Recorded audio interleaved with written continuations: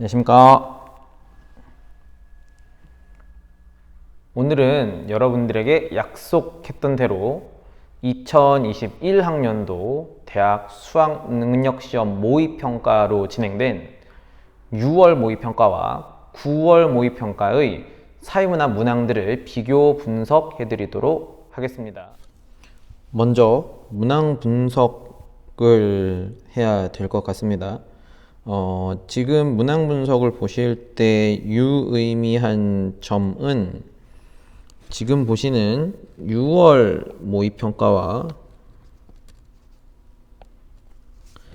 9월 모의평가를 보시면 대부분의 묻고자 하는 내용이 겹친다라는 점입니다. 이거는 여러분들도 6월, 9월 문제를 풀어보셨기 때문에 당연히 알 수 있는 내용이죠.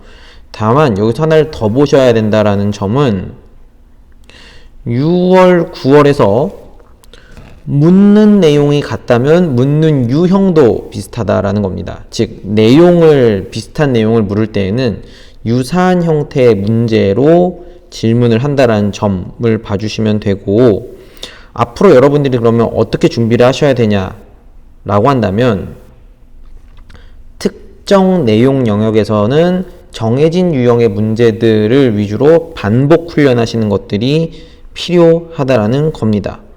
예를 들어서 말씀을 드리겠습니다. 예를 들어서 보시면 지금 6월 모의평가에서 볼 수 있었던 것 중에 이러한 문제들이 있습니다. 6월 모의평가에서 봤던 것 중에 연구 절차 및 절차 분석, 즉 연구 방법이 잘 짜여져 있는지 연구 방법에 오류는 없는지를 분석하는 문제가 보시면 이런 방식으로 물었어요. 기역, 니은, 디귿을 분석하고 보기, 기역에서 리을을 고르는 합답형 문항으로 구성이 되어 있습니다. 이와 유사한 형태가 9월에도 역시 나왔던 거죠. 9월에 보시면 9월에도 역시 연구 절차 및 연구 방법 및 절차 분석을 보시면 마찬가지 주어진 기역, 리을을 분석한 후에 보기를 조합해서 맞추는 합답형의 문항이 나와 있습니다.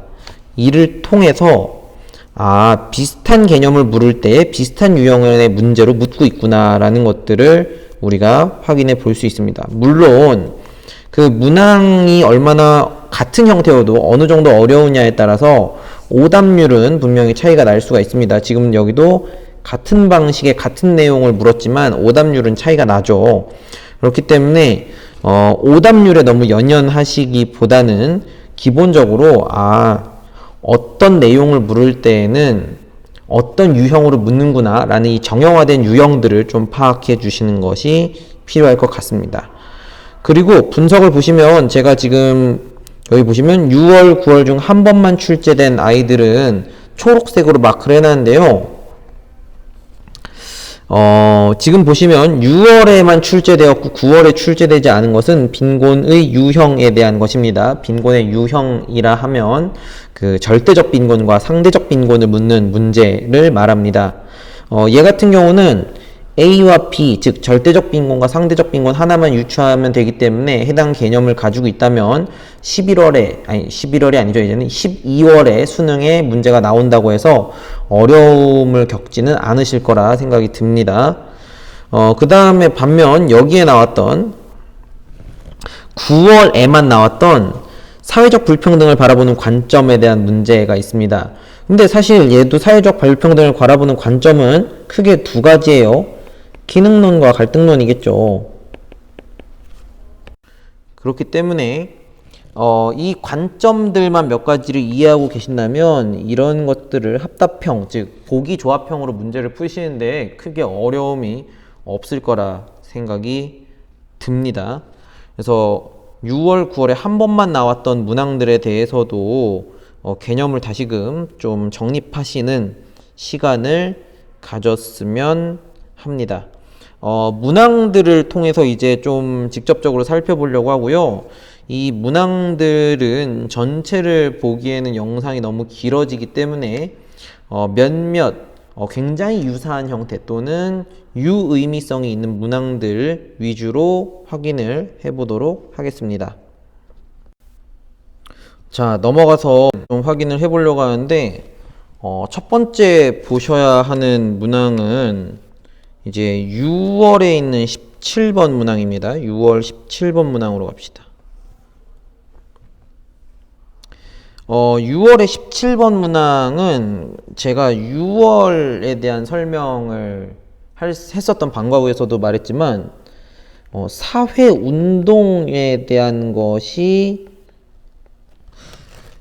이번 시험부터 좀 특이하게 나오기 시작했습니다. 과거에는 사실 사회운동에 대한 단원들은 쉽게 다루어졌던 단원들은 아니고 실제 정규 진도에서도 좀 가볍게 넘어갔던 게 없지 않아 있는 파트인데, 이 사회운동이 6월 시험에 출제가 되면서 사회운동을 출제할 수 있구나라는 신선한 충격이 있었어요.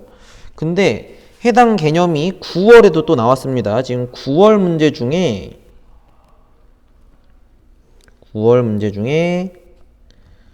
9번을 보시면 이 9월 문제의 9번 또한 사회변동을 다루고 있는 문항입니다.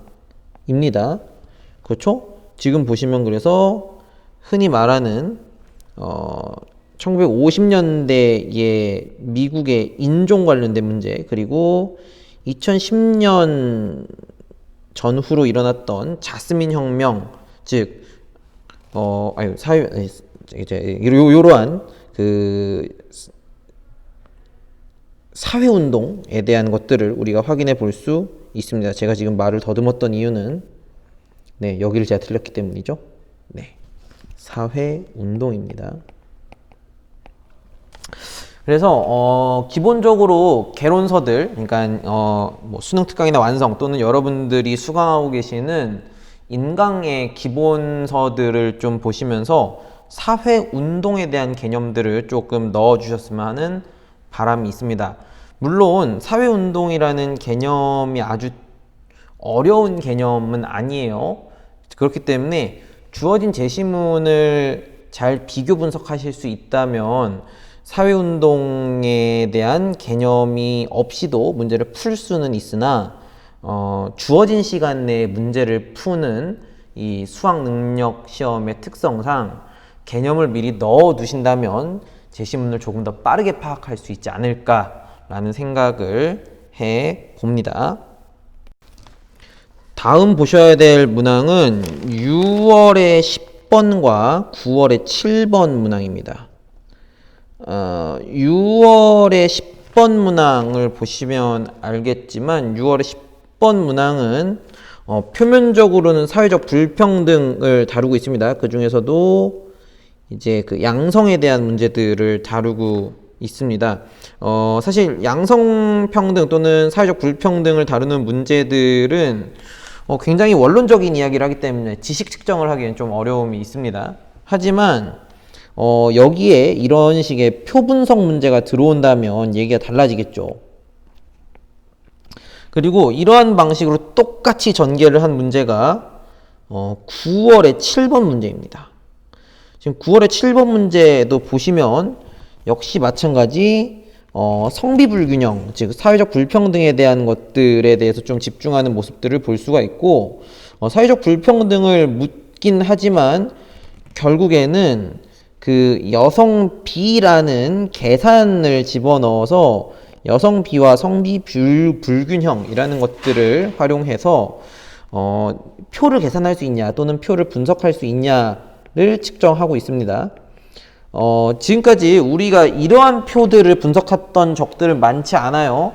물론 이러한 표 분석들이 기존에도 언급이 되긴 했으나 여러분들이 기본적으로 준비하셨던 표 분석은 사회 계급 또는 사회 계층 이동과 관련된 표 분석의 문제들이었기 때문에 해당 분석들에 대해서는 조금 더 남은 기간 동안 훈련이 필요하시지 않을까라는 생각을 하여 봅니다. 다음 보셔야 될 문제는 6월의 20번 문항입니다. 6월 20번이 어딨냐. 저 6월 20번 문항도 역시 표를 분석하는 문제입니다. 근데 이 표 분석을 하면서 묻고자 하는 것이 결국에는 합계 출산율과 노령화에 대한 문제예요. 결국 얘네들이 묻고 싶은 것은 그 저출산 고령화 단원을 묻고 싶은 거죠. 근데 요것과 아주 판박이인 문제가 있습니다. 그 9월에 16번을 한번 봐주시면 좋을 것 같습니다. 9월에 16번 보시면 9월에 16번도 분명 데이터 값을 분석하는 문제예요. 왜냐하면 노령화 지수와 부양비라는 계산하는 것들이 들어가 있고, 결국 이 계산을 보시면 결국에 얘도 저출산 고령화를 묻는 문제죠.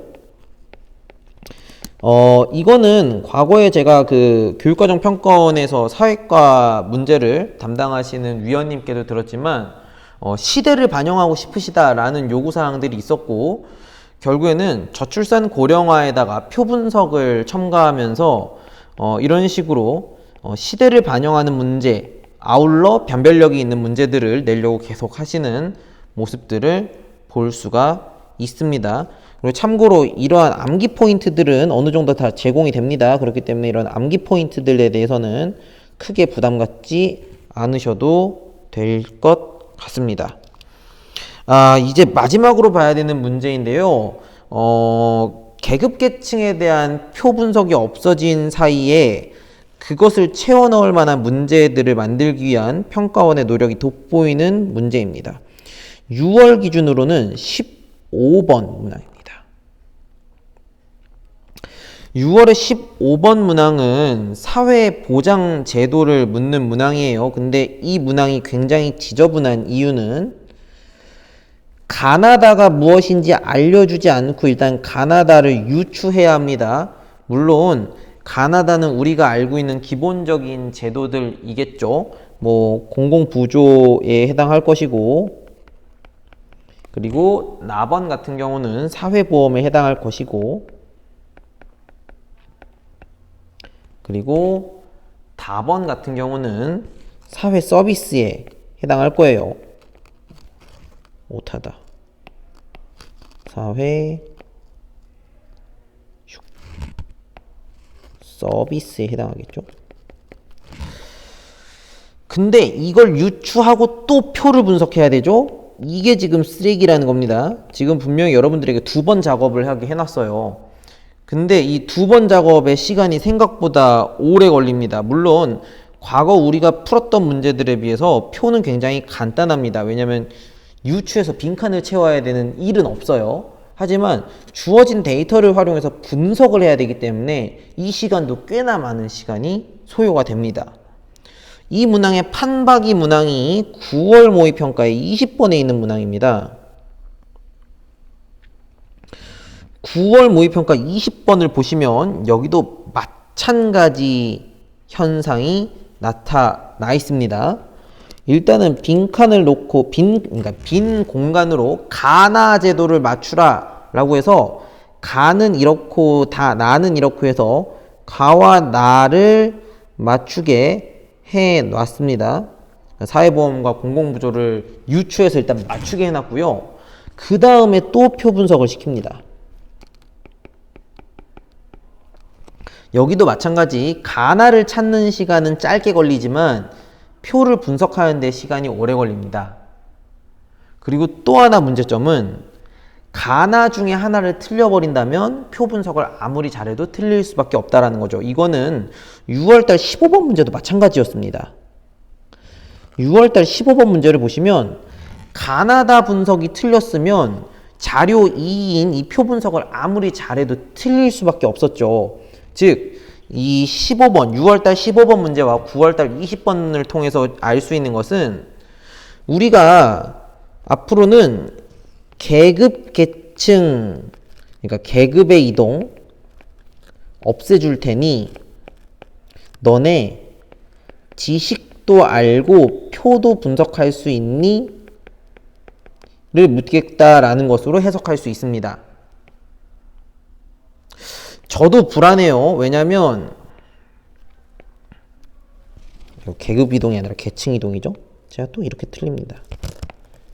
제가 불안한 지점도 이 지점이에요. 과연 진짜 11월 달에 계층 이동 안 내실 겁니까? 라고 묻는다면 11월이 아니죠. 12월 수능에 계층 이동 안 내실 겁니까? 라고 하면 저도 확답할 수는 없습니다. 하지만 유추해 보건대 계층 이동으로서 얻을 수 있는 변별력을 이 지식을 측정하면서 주어진 표값을 분석하는 이 문항으로 대체가 가능하다면 계층 이동 출제하지 않을 수도 있다라는 겁니다.